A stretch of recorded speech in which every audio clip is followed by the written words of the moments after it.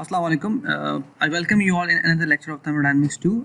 In the previous lecture, we were discussing about the exergy, the concept of inner exergy, and then we discussed about the exergy chain of a system, for a closed system. In this class, we will be discussing about exergy for a system in which the fluid is flowing. So usually, the energy needed for the force mass to flow into or out of the control volume is defined by this relation, which is work flow is equals to PV. This is the relation which you have covered in thermodynamics 1. So if you see this figure, we have pressure of the fluid, we have volume of the fluid, and then we have P naught, which is the environment pressure, and we have atmospheric air displaced, right? So this is the flow energy जिसको हम कहते हैं PV. This is the relation जो हमने chapter number I guess 4-5 में discuss किया था. तो इस केस में जब आपके पास फ्लो हो रहा है और पिछले केस में हमारे पास फ्लो नहीं था, that was a close system. In this case हमारे पास एक्सर्जी के दो डिफरेंट कंपोनेंट्स होंगे. एक नॉन फ्लोइंग फ्लूइड का कंपोनेंट होगा और एक फ्लोइंग फ्लोइंग फ्लूइड का कंपोनेंट होगा. तो नॉन फ्लोइंग का फ्लूइड कंपोनेंट जो है एक्जैक्टली वही है जो हमने पिछली क्लास में डिस्कस किया था, ये वाली पूरी टर्म फाई जिसे हम कह सकते हैं. अब इस फाई के अंदर हमने सिंपली क्या किया, हमने इसमें ये वाली टर्म को ऐड कर लिया, P minus P not V. तो नाउ अगर हम थोड़ा सा इसको रिप्लेस करें, साथ साथ लिखें डिफरेंट वेरिएबल्स को, तो we can say that U और पी और यू नॉट को पी नॉट वी के साथ लिख लें तो हम we got this relation, and this is actually called enthalpy. Enthalpy at the end U not is the enthalpy of the environmental state, or u plus pv is the enthalpy of the system. So this is a new relation for the exergy, but in this case जब हमारे पास mass flow rate का inlet mass flow rate होना चाहिए, मास का इन और out होना चाहिए, and this is represented by xi. This is the summary of these two system. We have closed system, we have flowing system or open system. This is the control volume, this is control mass. Small energy के case में हम इसे represent करते थे, if you remember. In case of fluid stream, energy represented by theta, which is h plus v square upon 2 plus gz, and h में u और pv दोनों शामिल थे. But in case of exergy, we have u minus u naught. U naught is the environmental state, p is the environmental pressure, and v is the environmental volume. T naught जो है environmental temperature है, s naught जो है environmental entropy है, and these two terms are the other terms, right? Exactly, energy and exergy have these two terms common, whereas these two terms are added. But in case of the exergy of a fluid stream, this same relation is added with this workflow equation, and now we have this relation where these three terms are exactly the same, but these two terms actually combine to form this enthalpy term, right? So let's see a numerical. This is pretty simple numerical. Refrigerant 134A is to be compressed from 0.14 megapascal and minus 10 degrees Celsius to 0.8 megapascal and 50 degrees Celsius steadily by a compressor. Taking the environment condition to be 20 degrees Celsius and 95 kilopascal, determine the exergy change of the refrigerant during this process. So we have a compressor, which means we are dealing with a control volume, right? So we deal with xi, and we have h minus h naught minus t naught, s minus s naught, and so forth. So here we have the compressor inlet and outlet condition are given. We have T naught as well as the environmental condition. So for inlet condition we have P1 and T1. We can simply find the H1 and S1, and for the exit condition we have the pressure and temperature. We can find H2 and S2. The relation is here. We can say that the gravitational changes and the velocity, the kinetic energy changes are almost negligible.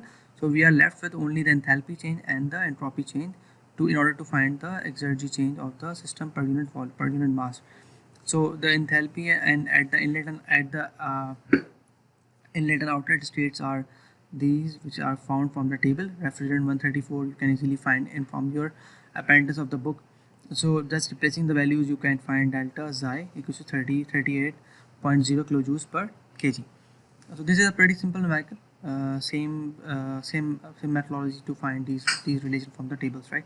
Moving forward, let's discuss about the energy transfer by heat, work and mass. So usually हम energy भी heat work और मास के ज़रिए transfer होती है. Similarly exergy भी heat work and mass के ज़रिए ही ट्रांसफ़र होती है.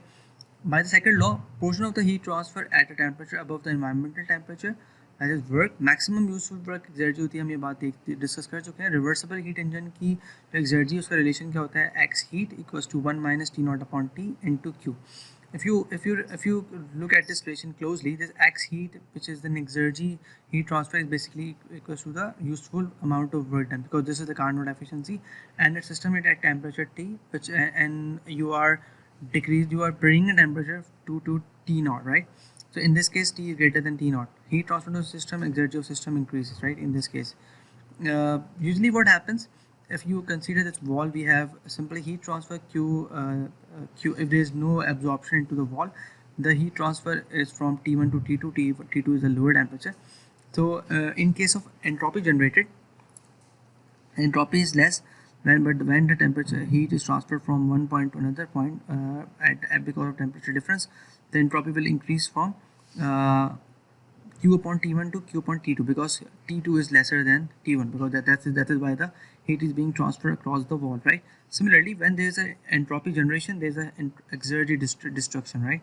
And Exergy destruction will be equals to 1 minus T naught upon T2, right? Where T2 is the outside temperature and T naught is the ambient temperature, because we are, and this is the Carnot efficiency, right? So this is how, but when there is an entropy generation, there is always an Exergy destruction in the system, right?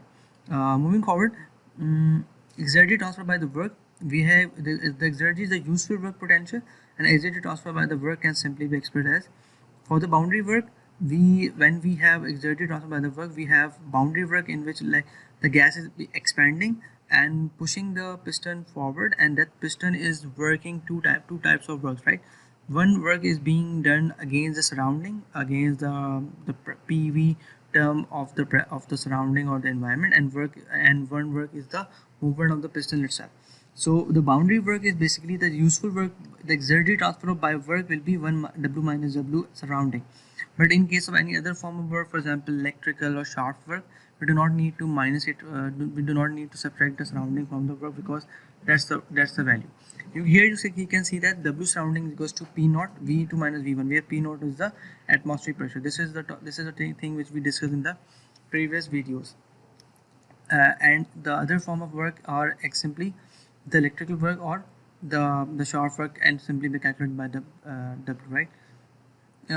Similarly, Exergy transfer by mass is simply put can be simply put by this relation, that x mass is equals to m times xi. Xi is the Exergy transfer by the flow, right? So this is pretty simple. बगैर xi की relation हम यहाँ देख सकते हैं कि xi का relation हमारे पास ये बन के आ रहा था, right? Here we have both term. We have enthalpy, we have the entropy term, we have velocity, kinetic energy, and potential energy terms. So in terms of the amount of Exergy transfer by the mass, we can simply write x mass equals to m times xi, right? So in the next video, we will be discussing about the decrease of Exergy principle and Exergy destruction, inshallah. So if you have any question, you can ask me in the live session at the end of this week, inshallah. Thank you very much for listening.